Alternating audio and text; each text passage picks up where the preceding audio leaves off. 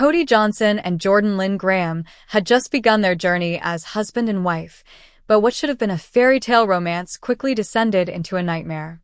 Just 8 days after their wedding, Cody vanished, leaving friends and family in a desperate search for answers. As suspicions mounted and the web of lies unraveled, a chilling truth emerged that would forever alter their lives. Welcome back to Chilling Fireside Stories, where we dive into haunting cases that deserve to be told.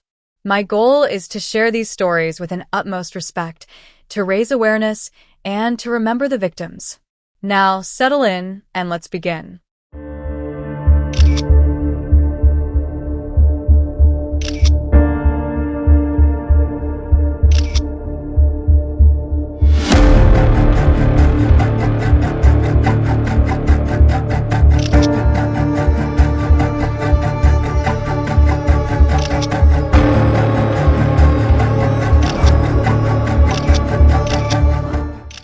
Cody Johnson was 25 years old, full of life and energy, born on April 8, 1998, in San Jose, California. Cody Johnson shared a close bond with his mother, Sherry Johnson, who relocated them to Kalispell, Montana, in 2002, seeking a safer and more fulfilling environment for Cody. Nestled in the picturesque Flathead Valley, between Flathead Lake and Glacier National Park, Kalispell became the perfect backdrop for Cody's adventurous spirit. He was an outdoors enthusiast with a passion for shooting, dirt biking, and most notably, cars. Cody's love for cars evolved from a childhood hobby into a thriving business, customizing commercial vehicles. His charismatic and friendly nature, coupled with his willingness to help others, earned him many friends, particularly within the car community. He was the type of guy who would give you the shirt off his back. One of his best friends, Cameron Fredrickson, later recalled. He was loyal to a fault. Cody worked at a local body shop and was well-liked in his community. He had a strong desire to settle down and start a family, which is why, when he met 19-year-old Jordan Lynn Graham after a church service in October, he thought he had found the one. Cody quickly fell head over heels for Jordan, who was everything he had hoped for in a wife. Jordan, born in August 1991, was a shy and introverted church girl with a deep love for the outdoors, much like Cody. Raised in a strict Christian household, Jordan was heavily involved in her church community and worked as a nanny, dreaming of becoming a stay-at-home mom one day. Friends noted that while Cody was outgoing and sociable, Jordan was more reserved and introverted, creating a striking contrast between the two. As their relationship progressed, friends commented that their differing personalities complemented each other, making them a balanced pair. However, others close to Cody found the match odd, observing that Cody seemed love-struck while Jordan often appeared indifferent. Despite this, Jordan made her intentions clear, expressing her desire to meet a nice guy, get married, and become a stay-at-home mom. After saving up enough money, he proposed to Jordan in December 2012. Jordan joyfully accepted, and they set their wedding date for late June the following year. On June 29, 2013, Jordan and Cody got married in a small ceremony at Woodland Park in Kalispell, surrounded by family and friends. At 21 years old, Jordan was embarking on a new life, and emotions ran high. Guests reported that Jordan sobbed her way down the aisle. While Cody was ecstatic, those who knew Jordan saw something else: hesitation. She looked miserable, one guest recalled, like she just didn't want to be there. Jordan's coldness became even more obvious during the reception. Instead of celebrating, she avoided Cody. Cody, 25, and Jordan, 21, were now officially newlyweds. Cody was ecstatic about his marriage, sharing with friends how being with Jordan made him feel elated and how their wedding day was the best day of his life. After a brief honeymoon night at a hotel, they settled into their new home. Cody took a week off work to spend time with Jordan, focusing on unpacking, decorating, and enjoying outdoor activities together. He even canceled golfing plans with friends to spend more time with her.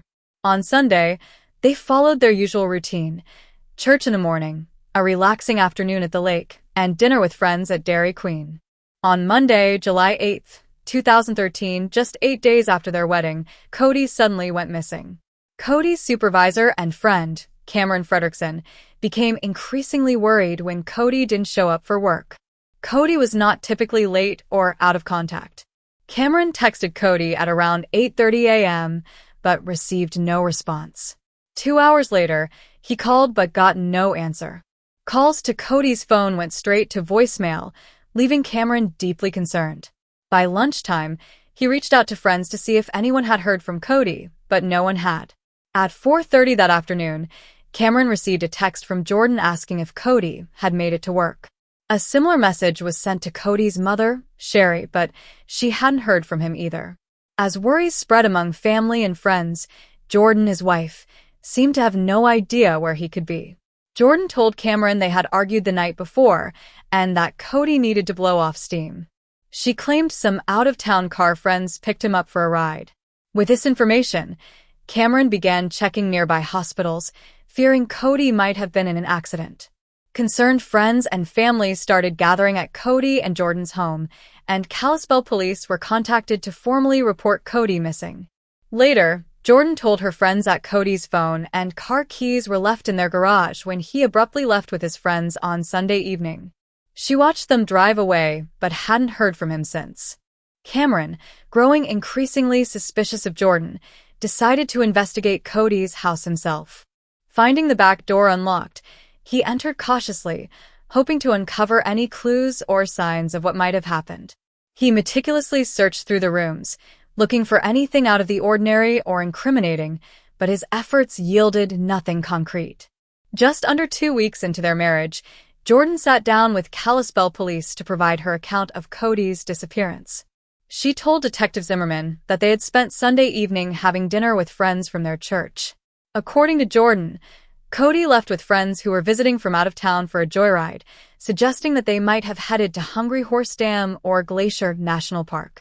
This version of events, however, conflicted with earlier accounts she had given to friends, raising more questions. Other information that I've already gathered, okay? Mm-hmm. And I've spoke to a few people, and it's important that I know that you're telling me the truth on things. And what I know. Well, I mean, and I understand that, okay? But I think that there's more. Jordan added that Cody had received a call on his cell phone that seemed to upset him, speculating that it was from a friend named Jose who owed him money. The Kalispell police quickly tracked down Jose and ruled him out as a suspect. Meanwhile, Detective Clark, who lived near the couple, grew increasingly suspicious of Jordan as her stories continued to shift. Detective Clark noticed something odd in the trash can outside Jordan and Cody's home. Taking it back to his garage, he emptied the contents and found love letters, teddy bears, valentines, and parts of a wedding dress. Shockingly, the wedding shawl Jordan had worn just days earlier was among the discarded items. Clark documented the findings with photos before returning everything to the trash can. The next day, July 10th, Jordan told a friend about an email she received the night before from someone named Tony the Carman, a supposed friend of Cody. The email stated there was no need to search for Cody anymore as he had gone for a hike and likely fallen to his death. The email suggested Cody's out-of-town friends were certain he was gone and had left the scene, urging the missing person report to be called off. To another friend, Jordan claimed the email mentioned that Cody would return home if authorities were no longer involved. Prompted by friends, Jordan brought a copy of the email to the police, accompanied by her mother. Detectives found the email from Tony the Carman immediately suspicious and questioned Jordan. I got an email this morning from some guy, all it said was Tony. Seems kind of sketchy. Yeah. Made a call or something. I don't know if he made a call. He was in the garage. Then I got a text saying he was going and he left. I just want to go. When brought in for questioning, Tony revealed he hadn't worked with Cody and had no knowledge of his disappearance, though he cooperated fully with the investigation. The police needed time to obtain the email's IP address through Google, meanwhile, hoping cell phone records would provide clarity. The mysterious email intended to derail the investigation only fueled it, directing search efforts to Glacier National Park. This vast, treacherous area, with swift rivers, steep cliffs, and dangerous wildlife, was daunting for search parties. Despite the extensive search, no clues emerged, and some began to wonder if Cody had indeed fallen. After her interview, Jordan, along with her friend Hannah, joined the search in Glacier National Park. Hannah observed Jordan's odd detachment and reluctance to participate actively. The next day, July 11th, Jordan returned to the park with her brother Michael. Ignoring Hannah's suggestions to search various spots, Jordan drove directly to a specific location, going to the Sun Road, a narrow, winding road leading to a scenic but perilous lookout. At the top, in the parking lot near the Loop Trail, Jordan shared that this was a special place for her and Cody. She navigated the treacherous path effortlessly, hopping over rocks to a cliff's edge, and dramatically dropped a rock over the side before claiming, "I think he's down there." Her precise actions and familiarity with the dangerous terrain left everyone stunned when she further shouted, "Oh my gosh, it's him." Her brother Michael then climbed over the wall to confirm her sighting. Michael, Jordan's brother, cautiously peered over the cliff and confirmed there was something down below, though it was too far to see clearly. Overwhelmed by the sight, he became hysterical and had to crawl back to the car, while Jordan remained composed. Two friends stayed with Michael near the trail as Jordan and another friend drove 20 miles to Lake McDonald Lodge to report the sighting to park rangers. The rangers assessed the situation and planned a recovery mission for the following day. They identified a blue tennis shoe, matching Cody's description, but needed visual confirmation before proceeding. An FBI agent took on the risky task, tying a rope around his waist and leaning over the cliff edge to confirm the presence of a body.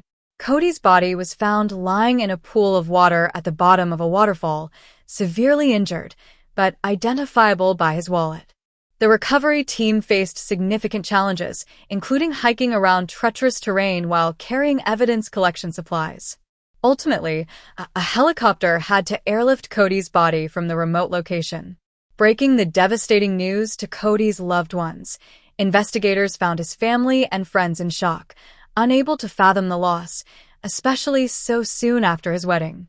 Cody's mother was particularly heartbroken, grappling with the sudden death of her son during such a pivotal moment in his life.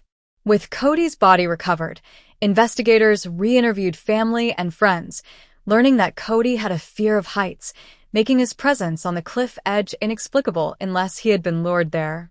This revelation shifted the case from a missing person to a potential homicide. The mysterious email from Tony the Carman became a critical lead, suggesting someone knew Cody's location. However, tracking the email's origin was delayed by Google's process for IP address retrieval and awaited phone records. As they delved deeper, a breakthrough came when Kimberly Martinez, Jordan's matron of honor, revealed that Jordan had serious doubts about marrying Cody, especially fearing the sexual aspects of marriage. Kimberly recounted Jordan's constant questioning of whether she should proceed with the wedding, highlighting her terror and reluctance, which cast further suspicion on the circumstances of Cody's death.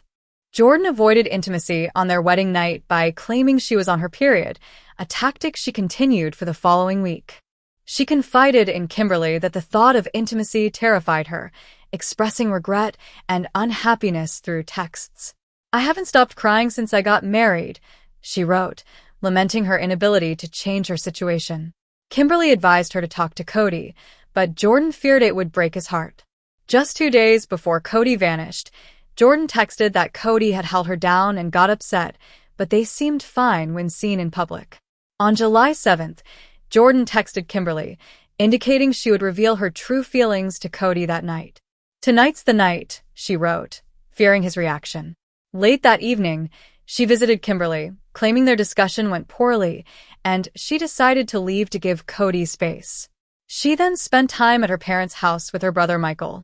Detectives noticed Jordan's inconsistent stories and her unsettling lack of emotion when she discovered Cody's body. Jordan claimed divine guidance led her to the location, raising further suspicions.